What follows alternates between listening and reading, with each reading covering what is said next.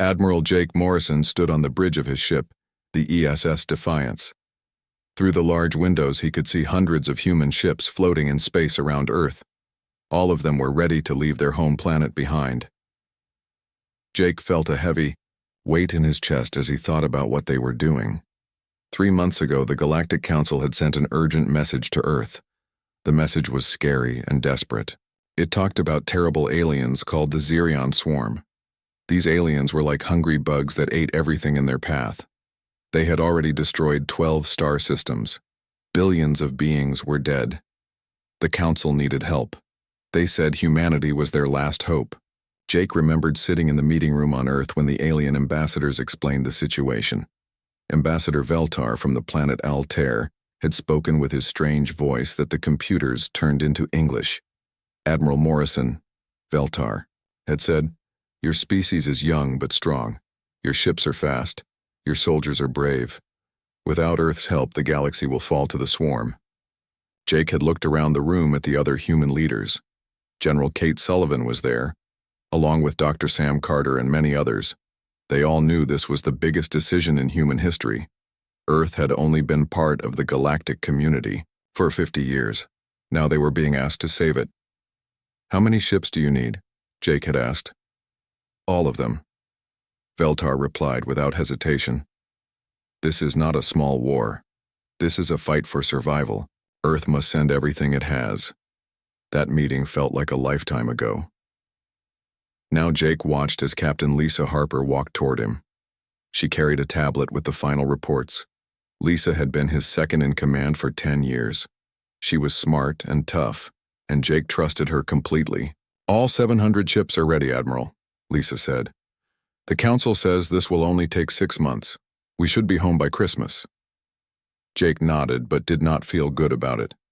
Earth was sending every single warship they had. The only things staying behind were some small patrol boats and the space stations that protected Earth itself. If something went wrong out there, Earth would be helpless. Dr. Sam Carter came up behind them.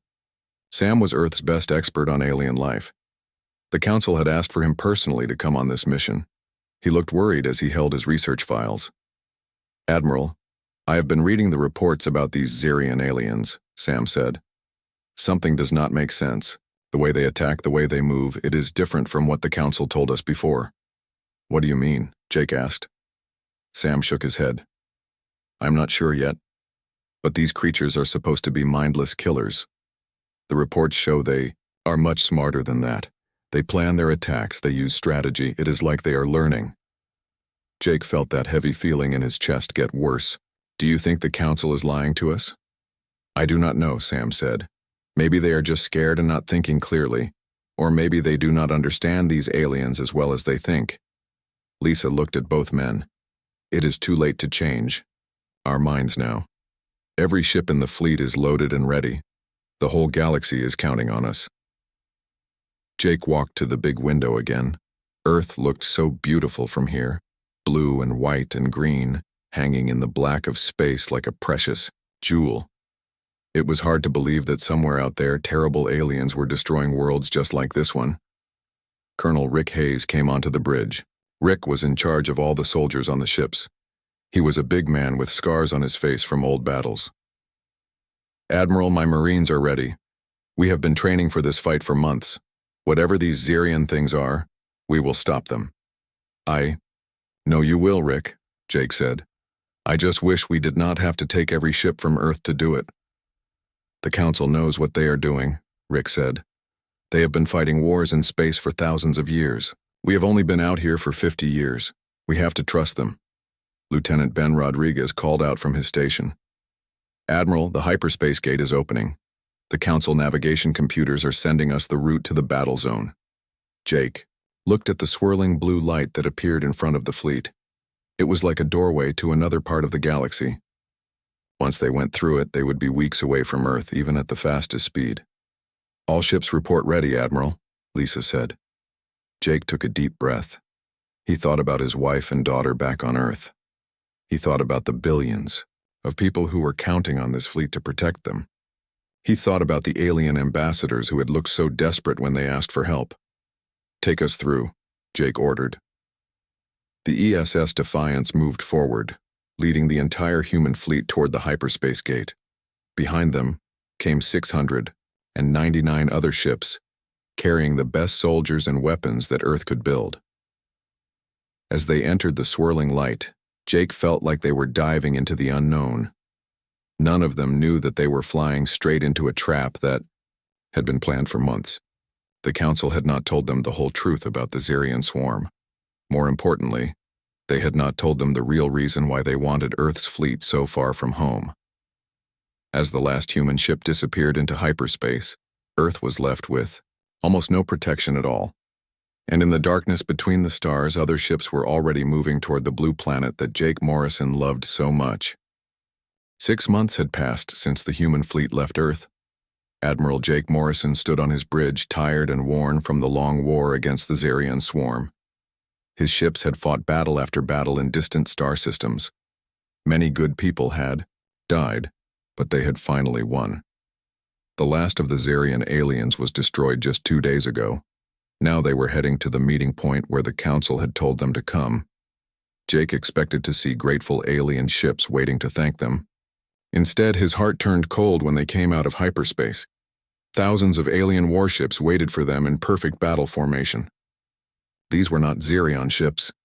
These were Council ships from every member species in the galaxy. Jake counted the vessels on his screen and felt sick. The alien fleet was 4 times bigger than his own.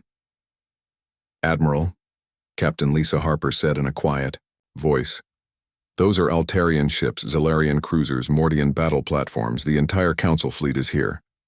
Before Jake could respond, the main screen lit up. Ambassador Veltar appeared, but he looked very different now. The desperate, worried alien who had begged for Earth's help was gone. In his place was someone cold and cruel, with what looked like a smile on his strange face. "Admiral Morrison," Veltar said through the translation computer, "you have done exactly what we needed you to do. The Xerian threat has been removed. Unfortunately, the Council has voted on another matter. Humanity's growth and military power are too dangerous for the galaxy. This ends today." Jake felt his blood turn to ice. "What are you talking about? We saved you. We destroyed the swarm." "Yes, you did," Veltar replied. "And you proved exactly what we feared. Your species is too good at war, too smart, too dangerous. The other races will never be safe while humanity exists." Lieutenant Ben Rodriguez called out from his station, panic in his voice. "Admiral, I am reading massive energy fields around our position. They have gravity well generators throughout this system. We cannot jump to hyperspace." Jake understood immediately. While his fleet had been fighting the Xerian swarm, the Council had been building this trap. The aliens had used the war to get all of Earth's ships far from home, then surrounded them with devices that would prevent escape. Dr. Sam Carter, who had spent months studying the Xerian aliens, suddenly understood something terrible. "Admiral, the swarm attacks on human colonies. The Council could have stopped them at any time. They led the Xerians toward our space on purpose. They wanted Earth to call for help." "You used us," Jake said to Veltar, anger building in his voice. "You let those things attack our colonies so we would beg you for help. Then you sent us away from Earth while you planned this." "The plan worked perfectly," Veltar said. "While you were away playing hero, other Council forces have been busy. Your planet's defenses have been removed. There is nothing for you to go home to." Colonel Rick Hayes stepped forward, his face red with rage. "You are talking about genocide. Billions of innocent people." "Innocent?" Veltar laughed, a sound that made Jake want to hit something. "Your species conquered its own planet in just a few thousand years. You went from stone tools to space travel faster than any race in galactic history. In 50 years, you have built the most advanced fleet we have ever seen. How long before you decide you do not need the Council? How long before you try to rule the galaxy yourselves?" Captain Harper looked at her tactical display. "Admiral, they are powering weapons. All of them." Jake realized they were not even going to be offered a chance to surrender. The Council planned to destroy every human ship here and now. Earth's entire military would be wiped out in one battle, leaving their home planet completely helpless. "All ships," Jake said into his communicator. "This is Admiral Morrison. The Council has betrayed us. Our mission was a lie. They plan to kill us all and then attack Earth. We are going to fight our way out of this trap. Make them pay for every shot." What followed was 18 hours of the most brutal space combat in galactic history. The Council had more ships, but they had made one mistake. They thought they understood human tactics because they had been watching Earth for 50 years. They were wrong. Jake Morrison had been studying alien warfare for just as long. He knew their weaknesses. Human ships were faster and more flexible than alien vessels. Human computers were smarter. Most importantly, human crews fought with a desperation that the Council had never seen before. The Battle of Kepler's Gate became a legend that would be told for generations. Captain Harper led a group of destroyers in a suicide run that broke a hole in the alien formation. Colonel Hayes coordinated boarding actions that captured alien ships and turned their guns on their former allies. Dr. Carter used his knowledge of alien biology to target the Council species' weaknesses, but numbers mattered. For every alien ship that exploded, 2 more took its place. Jake watched his fleet being cut to pieces and knew they could not win this fight. All they could do was try to save as many ships as possible. "All surviving vessels," he broadcast, "follow the Defiance. We are breaking out toward the hyperspace limit. Cover each other, leave no one behind who can still fly." The running battle lasted another 6 hours. When the last human ship finally escaped the gravity wells and jumped to hyperspace, Jake counted his losses. Of the 700 ships that had left Earth, only 196 were still flying. Over 500,000 people were dead or captured. As his damaged fleet limped toward home, Dr. Carter brought Jake the worst news yet. He had been monitoring Council communications during the battle. While Earth's fleet was trapped here, other Council forces had already reached the solar system. "Admiral," Sam said, his voice shaking, "the attack on Earth began 3 days ago. By now—" Jake did not let him finish. He could not bear to hear the words. They had been betrayed, defeated, and used. The Council had played them perfectly. Now they were racing home to find out if there was anything left to save.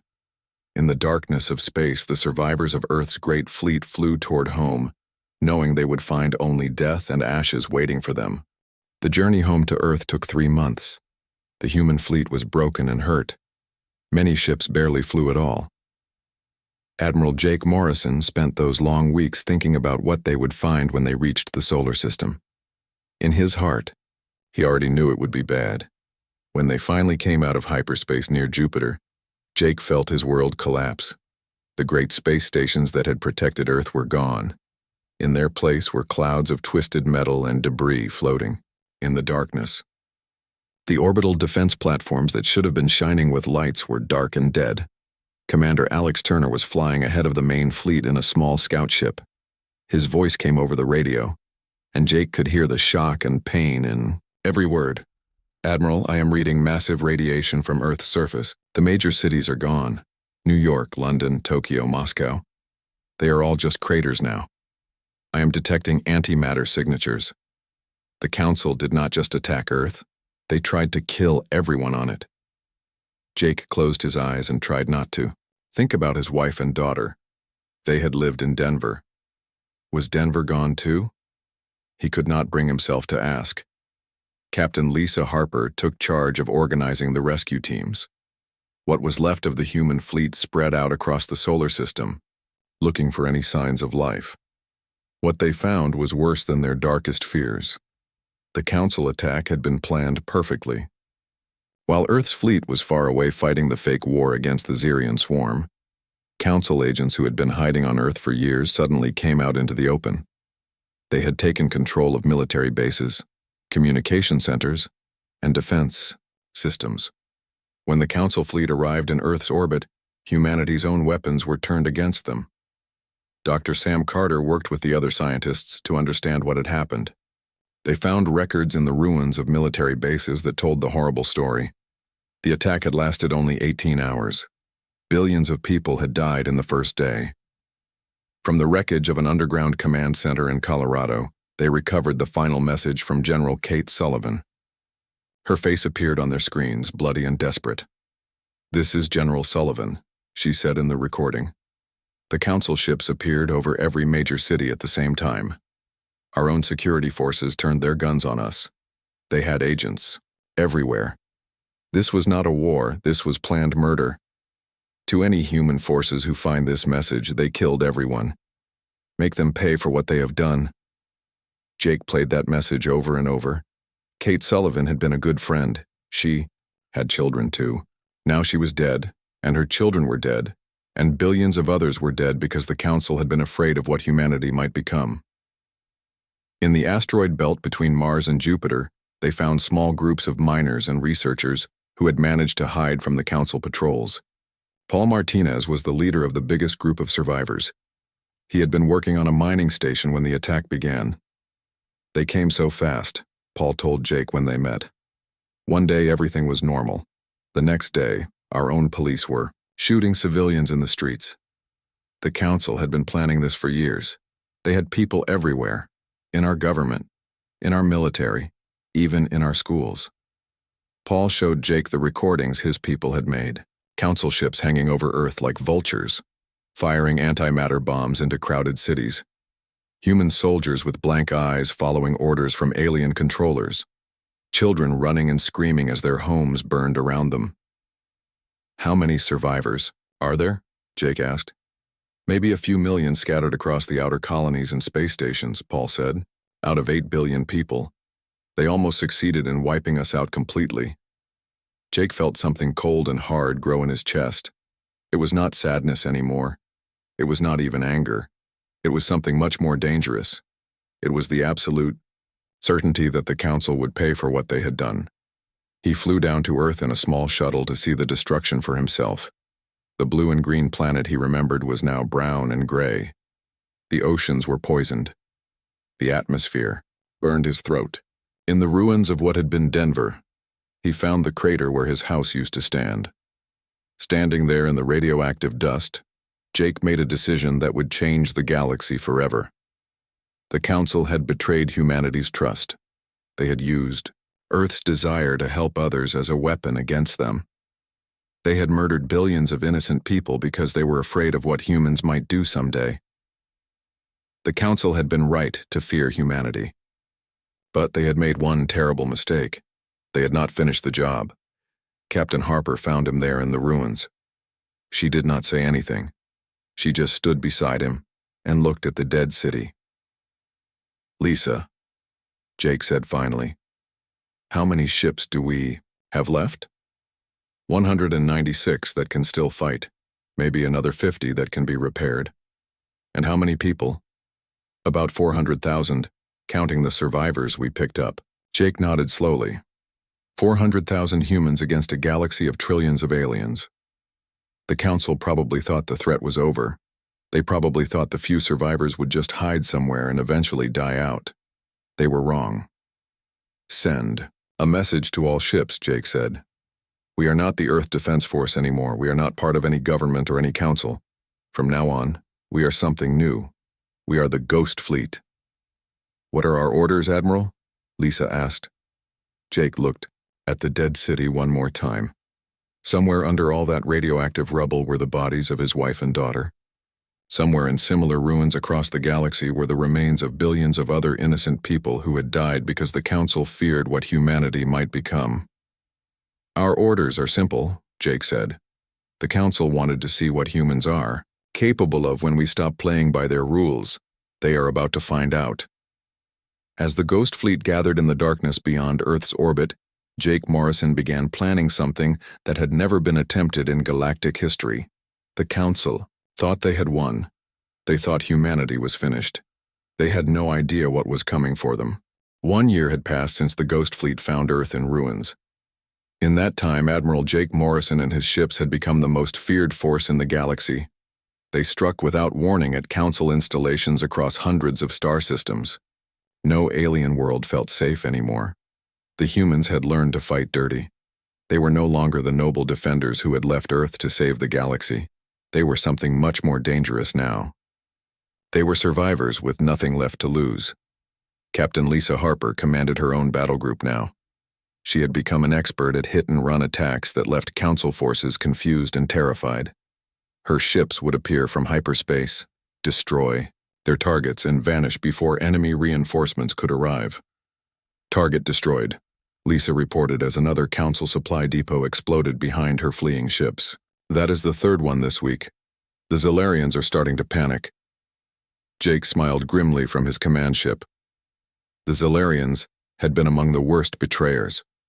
Their agents had been the ones who poisoned Earth's water supplies during the attack. Now their merchant fleets were being hunted across the galaxy. Lieutenant Ben Rodriguez had become the fleet's intelligence chief. He was very good at intercepting alien communications and spreading fear among Council species. His latest report made Jake proud. "Admiral, the Council members are starting to blame each other," Ben said. "The Altarians say the Mordians are not doing enough to stop us. The Mordians say the Zellarians are cowards who hide behind their defense fleets. They are more afraid of each other than they are of us." This was exactly what Jake wanted. The Council had stayed together for thousands of years because they feared outside threats. Now humanity had become the outside threat that would tear them apart from within. Dr. Sam Carter had spent the year developing new weapons specifically designed to hurt Council species. He had studied their biology, their weaknesses, their fears.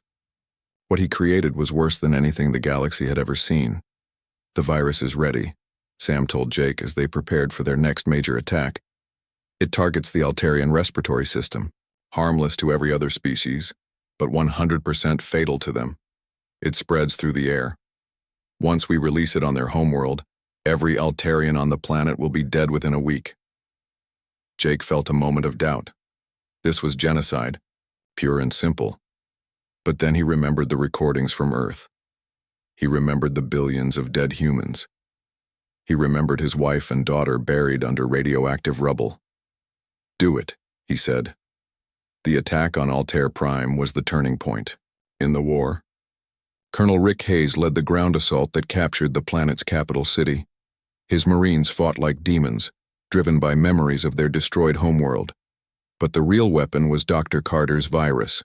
Ambassador Veltar, the alien who had betrayed humanity, was found in his palace as the plague spread through his world. Jake went to see him personally. The once proud Council leader was dying, his breathing ragged and desperate. "You were right to fear us," Jake told the dying alien. "Your species has always been too weak to survive in a galaxy with humans. But you made one mistake. You did not finish the job when you had the chance." Veltar tried to speak, but only blood came out of his mouth. Jake watched him die without feeling any pity. This alien had personally ordered the death of billions of innocent humans. His death was justice. As Altair Prime burned behind them, the Ghost Fleet sent a message to every inhabited world in Council space. Jake himself recorded it, standing in the ruins of Veltar's palace. "This is Admiral Jake Morrison of the Human Republic Fleet," he said, looking directly into the camera. "You destroyed our world. You murdered our families. You thought you could eliminate us completely, but we survived, and now we are coming for all of you. There will be no negotiations. There will be no mercy. There will be only justice." The message had exactly the effect Jake wanted. Panic spread through Council space faster than any human ship could travel. Entire species began fleeing their homeworlds. Others turned on their neighbors, desperate to prove they had not been involved in Earth's destruction. Captain Harper reported, from the front lines of the chaos, "Admiral, the Mordian Empire is collapsing. 3 of their major colonies have declared independence. The Zellarian trade routes are completely shut down. Half the Council species are not even talking to each other anymore." This was the beauty of Jake's strategy. He did not need to defeat the entire galaxy in battle. He just needed to make them destroy themselves. Fear was a more powerful weapon than any bomb or virus. The final blow came when Ben Rodriguez discovered something incredible in the captured Council archives. Not all of the Council species had agreed to Earth's destruction. Several smaller races had voted against the genocide but had been forced to go along with the majority.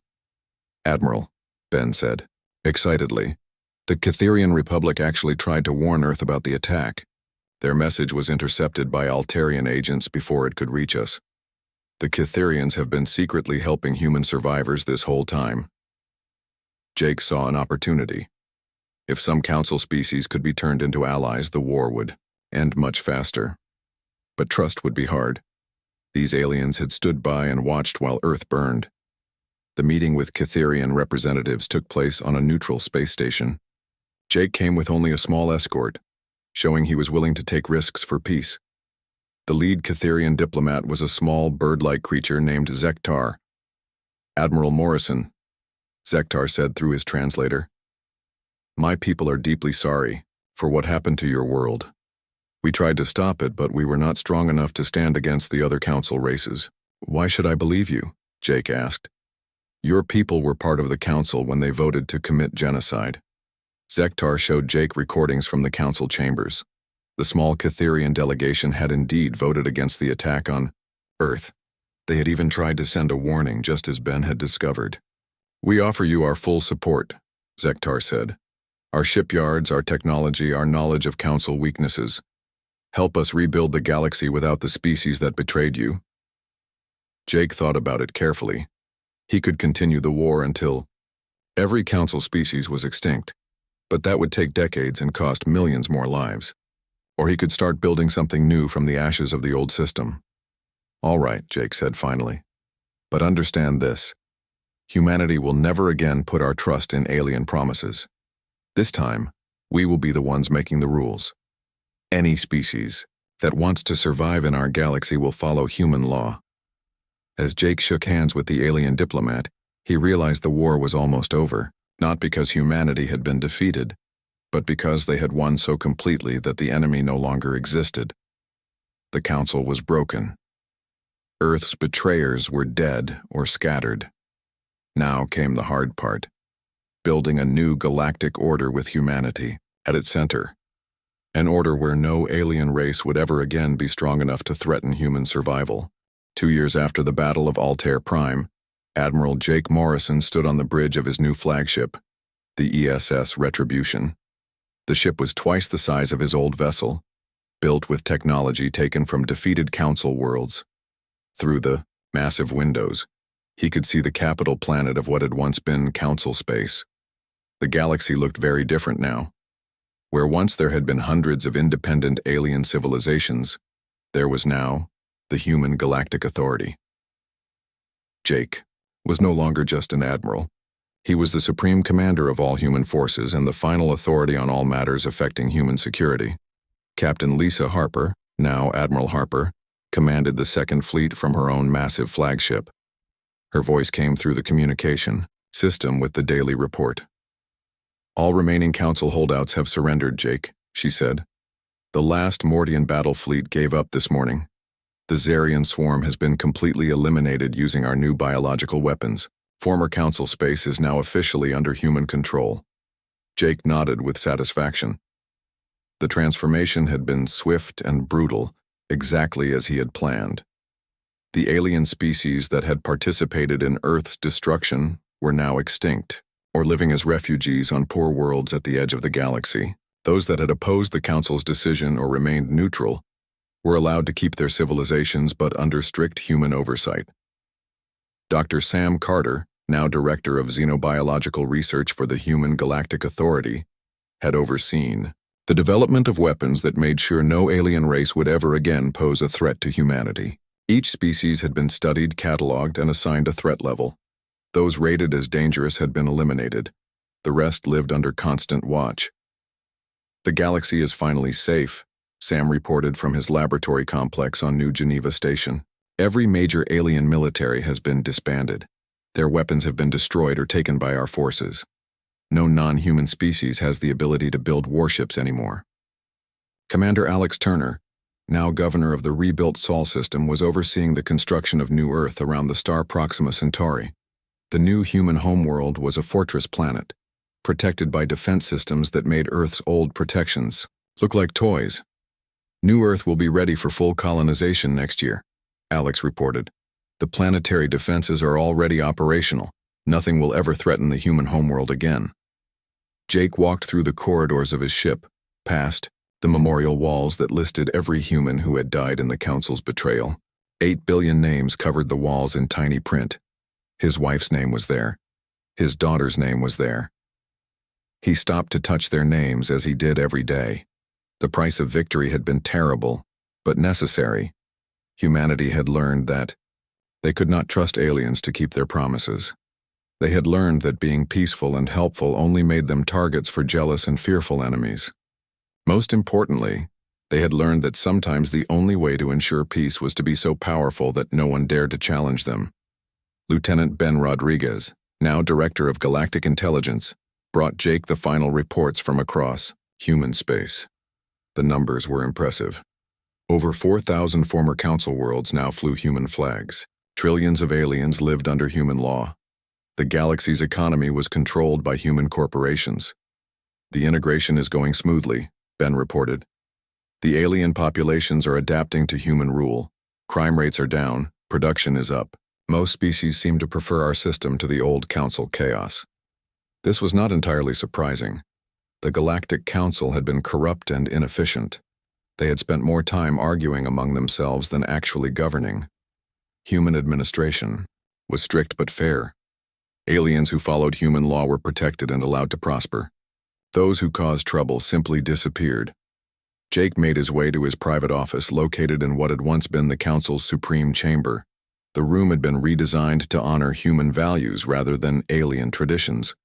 Instead of the old Council symbol, the walls now displayed the emblem of Earth and the names of human heroes. On his desk was a final report from Colonel Rick Hayes, who had become the military governor of the former Altarian Empire. Rick's Marines had done most of the dirty work during the conquest, eliminating resistance and establishing human control. All resistance has ended, Rick's report stated. The remaining Altarian population has been relocated to Kepler 442c, as planned. The homeworld is now available for human colonization. Recommend we establish a memorial there to honor our fallen. Jake approved the recommendation immediately. Altair Prime would become a monument to what happened to species that betrayed humanity's trust. Every human child would learn the story of the planet where the Council's betrayal had been planned. As Jake finished his daily work, he thought about the future. Humanity now controlled the galaxy. But that was just the beginning. There were other galaxies out there, possibly with other alien civilizations that might someday threaten human expansion. The lesson of Earth's destruction could never be forgotten. Humanity had been forced to become the galaxy's dominant species through betrayal and genocide. They had not chosen this path, but they had walked it successfully. Now they had a responsibility to make sure nothing like the Council's betrayal could ever happen again. From his office window, Jake could see human ships patrolling the space around the former Council capital. Young human officers commanded vessels crewed by both humans and loyal aliens. The next generation would grow up in a galaxy where humanity's dominance was natural and unquestioned. Jake opened a secure communication channel to address all human forces across the galaxy. His words would be recorded and transmitted to every human settlement, every ship, every outpost. Citizens of the Human Galactic Authority, he began. 2 years ago, we were betrayed by those we trusted. Our homeworld was destroyed, our families were murdered, but we survived, and we have built something new from the ashes of the old galaxy. He paused, thinking of all the humans who had died to make this moment possible. We did not choose to become the galaxy's rulers. That choice was forced upon us by aliens who feared our potential, but we have proven that their fears were justified. Humanity is indeed too powerful, too intelligent, and too determined to be ruled by others. Jake looked at the memorial wall visible through his office door, at the billions of names representing his people's sacrifice. The age of alien dominance is over. The age of human supremacy has begun. We will never again allow our survival to depend on the goodwill of other species. We will never again trust aliens to keep their promises, and we will never again allow anyone to threaten the human race. As his message spread across the galaxy, Jake Morrison, Supreme Commander of the Human Galactic Authority, returned to his work. There were still alien populations to relocate, still resistance movements to eliminate, Still new worlds to claim for humanity. The Council had been right to fear what humans might become. They had simply been too late to stop it. Now humanity ruled the galaxy, and they would rule it forever. The Ghost Fleet had indeed returned home, leaving only ruins behind.